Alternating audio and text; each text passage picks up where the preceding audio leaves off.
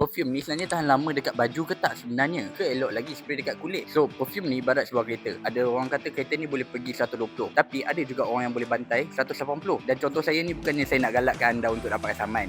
Point saya, biasanya perfume ni ketahanan dia boleh berbeza ikut orang. Orang dah pula. Mampuslah. Kalau kulit dia kering, bau tahan sekejap. Kalau kulit lembab, tahanlah lama. Kalau kerja berpeluh, dedah pada matahari, selalu kena angin masa bawa motor atau selalu terkena air, bau dia memang akan cepat hilang. Tapi kalau dia kerja dekat office, bawah aircon, bau dia akan tahan lama. Kalau dia main spray je kat badan dia, bau tu tak tahan. Tapi kalau dia spray dekat pulse point ataupun titik nadi, contohnya pergelangan tangan, belakang telinga ataupun dekat leher, perfume tu akan tahan lama lagi. Tapi sesiapa pun spray dekat baju, biasanya akan sama je ketahanan bau dia. Sebab perbezaan kulit dengan baju tak ada banyak faktor untuk bau tu cepat hilang. Kalau kulit, banyaklah macam saya senaraikan tadi. So, biasanya orang akan guna baju sebagai standard ataupun kebiasaannya lah. So, perfume ni tahan lama dekat mana sebenarnya? Sama je kereta dengan perfume. Tak kisahlah bagus macam mana pun, performance dia bergantung pada orang yang pakai tu.